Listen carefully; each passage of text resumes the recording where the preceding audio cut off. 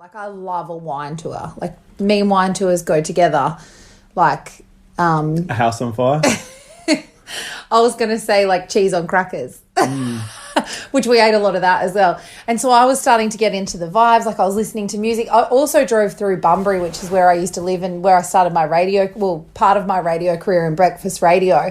So I got a little bit nostalgic as well. And I tried to ring a couple of mates that, and I thought how much of an important time Bunbury was in my life. So I got a little bit, emotionally excited, and I was singing to tunes and everything. And then when I got there, I was like, I'm ready to roll. And the crazy thing was that, like, I actually stopped and got Macca's about half an hour away because I was like, we're going on a wine tour. I need to fill up. Load up. So I had a quick coffee and a McMuffin, and I ended up messaging the girls. I was like, what time's the wine tour again? And it was 10 past 10. No, sorry, it was 10 to 10. And they're like, 10:30. I'm like, oh, shit, better get myself sorted. So I was pretty much ready. So when I got there, I was like, yep, I'm ready to go. And I was like, I'll just quickly pump my boobs.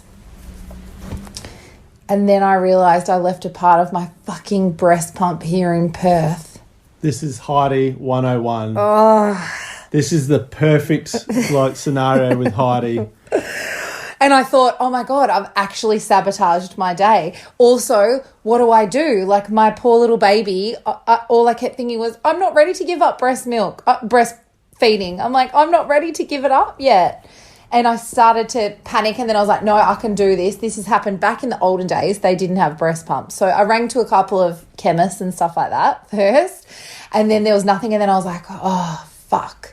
Okay, I've got my hand one. So I had my milkmate with me, the catcher.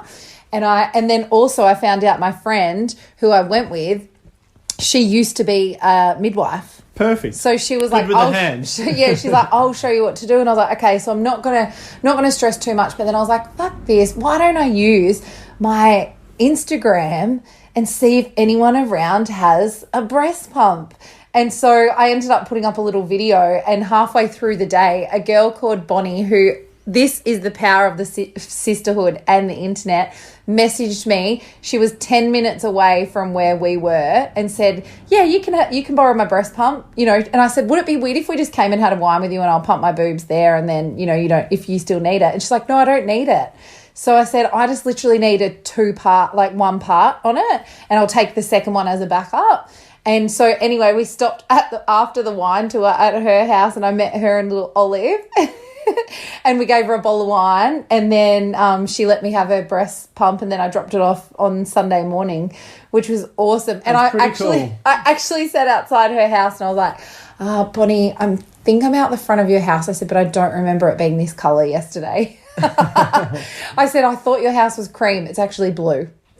Yeah, not close. But that, like you say, the power of the mums and the community getting together is just awesome because, I'm sure for everyone out there, outside of being a parent, but particularly being a parent, how many times have you gone out away from your home and left something, and that vital something is what gets you through the day, whether that be that special dummy that shuts your kid up, or, I don't know, that toy that shuts the kid up, and you've just gone on this holiday and you've just gone, crap, I've just left the most important thing. And like I said, I was like, oh my God, I fucking sabotaged my own weekend because now I'm going to be stressed about it. Anyway, no, I thought, do you know what? They used to do it back in the day where they used to hand express. Yep. So I was like, before breast pumps, like, what did they actually do? So I thought, I can actually do this. So on the bus, and massive shout out to our bus driver, Chris.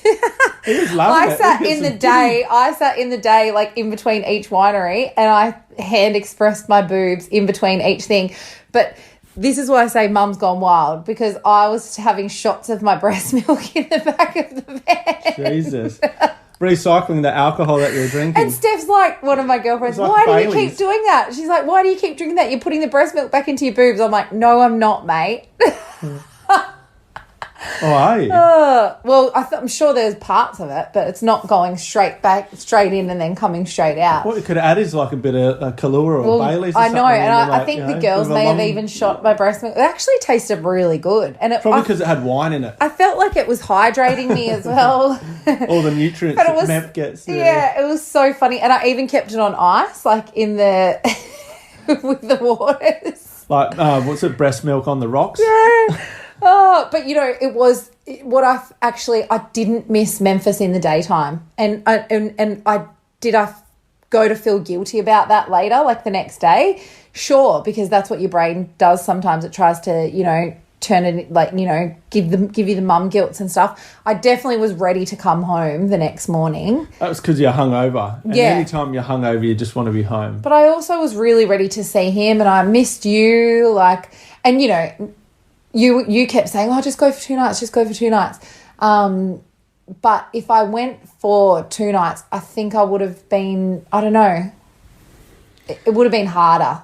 Yeah, I mean, obviously the second night would have been a bit different. You probably would have chilled at home, a nice meal with the girls, and that's what usually happens when we've been down south before. You have one big day, then the next day is usually a bit more chilled out and relaxed. But yeah, I've got a 2-night stay coming up with the boys, and part of me is also I'm going to be away from Memphis, which is sad, but at the same time, I think it's so healthy for you to get away, because that day session you had, like you said, you really did forget about everything up here. And the way I was thinking whilst I was up here, I was thinking, do stay for that second night, because as soon as you get home, not that there's anything wrong with everything just is what it is at home, but for you to get away from that and break, not have to worry about looking after hanging out with me, you can just have some, your time with your girls, which to me, that is one of my, most important things. I do need it, and it does make me feel good. And that's why I was like, maybe you should stay a second night. But I think you and maybe mothers are a little bit different. You do like your time, but you probably don't rely on it as much as what I would. So if you could do it again, would you have stayed the second night if things were a bit different, or you're pretty happy with your one? I was happy. And that's not to say that I won't go away for 2 nights next time, or even 3 nights, but I just don't. Right now, I just wasn't ready for that. That was your first step. Yeah, that was my first night. And, I was all for, look at me when we first started recording this podcast. If you go back to episode 1, when we first, I'm going back to work, I'm doing, everything that I said that I didn't, that I was like, no, I'm not, or I feared of being a mother. I actually feared, all this stuff I've become. I now don't work in radio. I never say never, right? No, never say never. But do you know what I mean? I always thought I could easily go away on a girls' weekend. It'd be fucking sweet, And then now I'm like, oh my god, no, it's actually hard. And you think about these things, and who's going to look after your child if you're not around, and blah blah blah. And that stuff that I always used to think, I'll be so relaxed. But when you have that child, you really do think about that stuff. Now, I knew that Memphis was fine with you. What I found really actually helped me a lot is I knew that you and Memphis actually needed that time. Or once you got onto the second bottle of wine and you forgot about the lot of us.